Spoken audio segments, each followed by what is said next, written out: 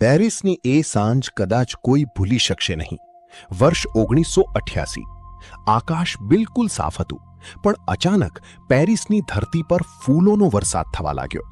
હેલિકોપ્ટરમાંથી નીચે ફૂલો વેરતા પ્રમુખ સ્વામી મહારાજ શાંત હતા, પણ તેમની આંખોમાં એક અકલ્પનીય ભવિષ્ય હતું. આ માત્ર શ્રદ્ધાનો કોઈ પ્રસંગ નહોતો, આ તો એક એવી પ્રતિજ્ઞા હતી જે 50 વર્ષ સુધી પેરિસના પથ્થરોમાં અને ભક્તોના હૃદયમાં ધબકતી રહી. શું તમે ક્યારેય વિચાર્યું છે કે દુનિયાના સૌથી આધુનિક શહેર ગણાતા પેરિસમાં, જ્યાં દરેક ઇમારત પોતાનો એક ઇતિહાસ ધરાવે છે, ત્યાં ભારતનું એક પ્રાચીન શિલ્પ કેવી રીતે આકાર લઈ શકે? આ સફર શરૂ થઈ હતી વર્ષ 1970માં, જ્યારે યોગીજી મહારાજે પેરિસના લી બોર્ગેટ એરપોર્ટ પર ઊભા રહીને એક દિવ્ય ભવિષ્યવાણી ઉચ્ચારી હતી. એમણે કહ્યું હતું કે અહીં એક એવું મંદિર બનશે જે આખા યુરોપમાં શાંતિ અને આધ્યાત્મિકતાની સુવાસ ફેલાવશે. દાયકાઓ વીતી ગયા, પેઢીઓ બદલાઈ ગઈ, પણ એ સંકલ્પ ન ડગ્યો. વર્ષ 2024ની એ જૂન મહિનાની સવાર, પેરિસના બસી સેન્ટ જ્યોર્જ વિસ્તારમાં એક અજીબ હલચલ થવાની શરૂઆત થઈ ગઈ. જમીનની અંદર ડ્રિલિંગ મશીનોનો અવાજ ગુંજી રહ્યો હતો. 126 જેટલા વિશાળ પાયા જમીનમાં ઉતારવા માટે જમીન ખોદવામાં આવી. એક એક પાયો 70 ફૂટ ઊંડો હતો. જો તમે આ બધા પાયાની લંબાઈને ભેગી કરો તો તે એફિલ ટાવરની ઊંચાઈ કરતાં 7 ગણી વધારે થતી હતી. પણ આટલો મજબૂત પાયો શા માટે? કારણ કે આ ઇમારત માત્ર થોડા દાયકાઓ માટે નહીં, પણ આગામી 1500 વર્ષ સુધી અડીખમ ઊભા રહેવા માટે બની રહી હતી. પણ રસ્તો સહેલો નહોતો. પેરિસ જેવું શહેર જે પોતાની સ્કાયલાઇન અને સ્થાપત્ય બાબતે અત્યંત કડક છે, ત્યાં ભારતના પથ્થરોને બાંધકામ માટે મંજૂરી મેળવવી એ લગભગ અશક્ય લાગતું હતું. ફ્રેન્ચ ઓથોરિટી સ્પષ્ટ હતી કે પેરિસની સુંદરતા સાથે કોઈ સમાધાન નહીં થાય. તેમણે ભારતીય પથ્થરો પર એવા તો પરીક્ષણો કર્યા જે સાંભળીને પણ નવાઈ લાગે. 1 વર્ષ સુધી પથ્થરોનું અલગ અલગ ટેસ્ટિંગ ચાલ્યું. પથ્થરના ટુકડાને 24 થી 48 કલાક સુધી અત્યંત જલદ હાઇડ્રોક્લોરિક એસિડમાં ડુબાડી રાખવામાં આવ્યો. હેતુ એક જ હતો: શું આ પથ્થર પેરિસના કઠોર હવામાન અને ઠંડીને સહન કરી શકશે? જ્યારે એસિડમાંથી પથ્થર બહાર આવ્યો ત્યારે તે બિલકુલ સુરક્ષિત હતો. તેની એક કાંકરી પણ ખરી નહોતી. એક ક્ષણે ફ્રાન્સની સરકારે સ્વીકાર્યું કે ભારતનું પ્રાચીન જ્ઞાન અને અહીંની ધરતીના પથ્થરો અજોડ છે. 5000 સ્ક્વેર મીટરની આ વિશાળ જગ્યા પર જ્યારે બાંધકામ શરૂ થયું ત્યારે તે માત્ર એક મંદિર નહોતું બની રહ્યું, પણ 2 મહાન સંસ્કૃતિઓનું મિલન થઈ રહ્યું હતું. એક તરફ ભારતના કુશળ શિલ્પીઓ હતા, જેમણે પેઢીઓથી મહાકાય અને કઠોર પથ્થરોને જીવંત કરવાની કળા શીખી હતી, અને બીજી તરફ ફ્રાન્સના એવા એન્જિનિયરો હતા જેમણે નોત્રે દામ કેથેડ્રલ જેવી ઐતિહાસિક ઇમારતોના જીર્ણોદ્ધારમાં કામ કર્યું હતું. આ આશ્ચર્યજનક હતું. જે હાથોએ પશ્ચિમના સૌથી પ્રખ્યાત ચર્ચને સાચવ્યું હતું, એ જ હાથો હવે પૂર્વના શિખરો અને ઘુમ્મટોને કંડારવામાં મદદ કરી રહ્યા હતા. આર્ટે ચાર્પેન્ટિયર જેવા વિશ્વવિખ્યાત આર્કિટેક્ટ્સ આ પ્રોજેક્ટમાં જોડાઈ ગયા. તેમણે ભારતની પરંપરાગત શૈલી અને ફ્રાન્સની આધુનિક એન્જિનિયરિંગ વચ્ચે એવો સેતુ બાંધ્યો જે આ પહેલા ક્યારેય જોવા મળ્યો નહોતો. મંદિરના દરેક પથ્થરને ભારતમાં કંડારવામાં આવ્યો અને પછી સમુદ્ર માર્ગે હજારો કિલોમીટર દૂર પેરિસ લાવવામાં આવ્યો. જાન્યુઆરી 2026માં જ્યારે પથ્થરોનો પહેલો જથ્થો પેરિસ પહોંચ્યો ત્યારે ત્યાંનું વાતાવરણ ઉત્સવ જેવું હતું. આ પ્રોજેક્ટ પાછળ જે શક્તિ કામ કરી રહી હતી તે હતી 92 વર્ષના એક શાંત છતાં પણ મહાસમર્થ સંતની સંકલ્પ શક્તિ હતી. પરમ પૂજ્ય મહંત સ્વામી મહારાજ, જેમણે 83 વર્ષની ઉંમરે આ વિરાટ સંસ્થાની જવાબદારી સંભાળી હતી.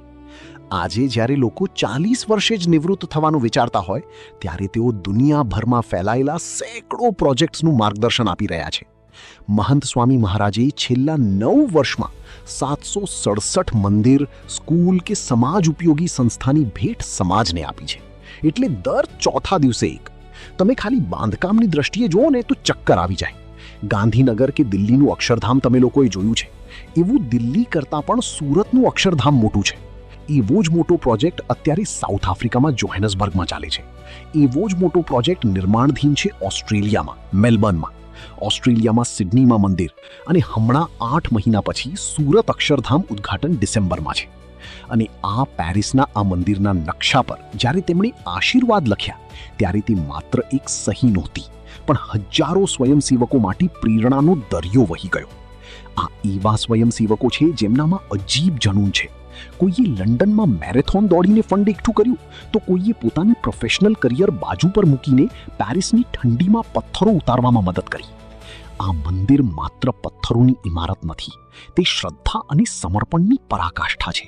તમે કલ્પના કરો, જ્યારે તમે આ મંદિરની અંદર પ્રવેશશો ત્યારે શું દ્રશ્ય હશે. ગ્રાઉન્ડ ફ્લોર પર એક ભવ્ય હવેલી હશે, જ્યાં ભારતની કળા અને સંસ્કૃતિ જીવંત થશે. ત્યાં લાઇબ્રેરી હશે, પ્રદર્શન કેન્દ્ર હશે અને સભા માટે વિશાળ હોલ હશે. પણ સાચો ચમત્કાર તો બીજા માળ પર હશે. ત્યાં મુખ્ય મંદિર હશે, જ્યાં અક્ષર પુરુષોત્તમ મહારાજની સાથે શિવ પાર્વતી, સીતારામ અને રાધા કૃષ્ણની મૂર્તિઓ બિરાજમાન થશે.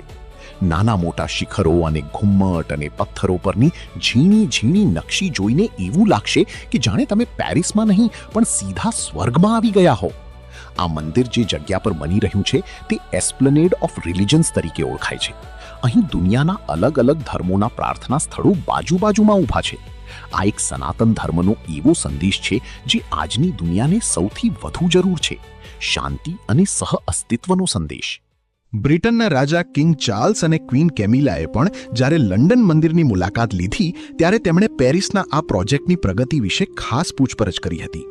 આ મંદિરની ચર્ચા માત્ર હિન્દુ સમાજ પૂરતી સીમિત નથી, પણ પેરિસના આધુનિક આર્કિટેક્ચર પ્રદર્શનમાં પણ તેને સ્થાન મળ્યું છે. પેરિસના લોકો હવે આ મંદિરને પોતાના શહેરના એક અભિન્ન અંગ તરીકે જોઈ રહ્યા છે. પથ્થરની એક એક નકશીમાં ભારતની હજારો વર્ષ જૂની પરંપરા ધબકે છે. જ્યારે સપ્ટેમ્બર 2026માં આ મંદિરના દ્વાર ખુલશે ત્યારે પેરિસની સ્કાયલાઇનમાં એક નવો સિતારો ઉમેરાશે. એ દિવસ દૂર નથી જ્યારે એફિલ ટાવરની છાયામાં ઊભેલું આ પ્રથમ સનાતન હિન્દુ મંદિર આખી દુનિયાને બતાવશે કે જ્યારે શ્રદ્ધા અને સખત મહેનત ભેગા થાય છે ત્યારે પથ્થરો પણ બોલવા લાગે છે. એ સફર યોગીજી મહારાજની દ્રષ્ટિથી શરૂ થઈ, પ્રમુખ સ્વામી મહારાજના સંકલ્પથી પોષાઈ અને આજે મહંત સ્વામી મહારાજના આશીર્વાદથી સાકાર થઈ રહી છે. આ માત્ર એક ઇમારતનું ઉદ્ઘાટન નહીં હોય, પણ એક નવા યુગની શરૂઆત હશે. એક એવો યુગ જ્યાં પૂર્વ અને પશ્ચિમ એકબીજાનો હાથ પકડીને માનવતા અને શાંતિ માટે કામ કરશે. પેરિસની ધરતી પર બનેલું આ સ્થાપત્ય આવનારી પેઢીઓને કહેશે કે શ્રદ્ધામાં એ તાકાત છે જે ભૂગોળની સીમાઓને મિટાવી શકે છે અને પથ્થરોમાં પ્રાણ ફૂંકી શકે છે. આ મંદિર એ સાબિતી છે કે ભલે સમય બદલાય પણ સત્ય અને શાંતિનો માર્ગ ક્યારેય બદલાતો નથી. દુનિયાની ફેશન કેપિટલમાં જ્યારે આધ્યાત્મિકતાનું આ શિખર ઊભું થશે ત્યારે તે દરેક આવનાર વ્યક્તિને એક જ વાત પૂછશે: શું તમે તૈયાર છો આ દિવ્ય શાંતિનો અનુભવ કરવા? કારણ કે આ મંદિર માત્ર પથ્થરની દિવાલો નથી, પણ હજારો લોકોની વર્ષોની પ્રાર્થનાઓનો જવાબ છે. પેરિસનું આ મંદિર એ વાતનું સ્મરણ કરાવતું રહેશે કે ભલે આપણે અલગ અલગ ભાષાઓ બોલતા હોઈએ, પણ આપણી આંતરિક શોધ તો એક જ છે. સપ્ટેમ્બર 2026થી પેરિસ માત્ર રોશનીનું શહેર જ નહીં રહે, પણ તે પરમ શાંતિનું ધામ બની જશે. આ પથ્થરોની કથા હજુ તો શરૂ થઈ છે, જે આવનારા 1500 વર્ષ સુધી દુનિયાને શાંતિનો પાઠ ભણાવતી રહેશે. જે સપનું 50 વર્ષ પહેલા જોયું હતું તે હવે વાસ્તવિકતા બનીને તમારી સામે છે, અને તે એટલું ભવ્ય છે કે જે જોઈને ખરેખર સ્વર્ગ પણ ભૂલાઈ જાય. જય સ્વામિનારાયણ.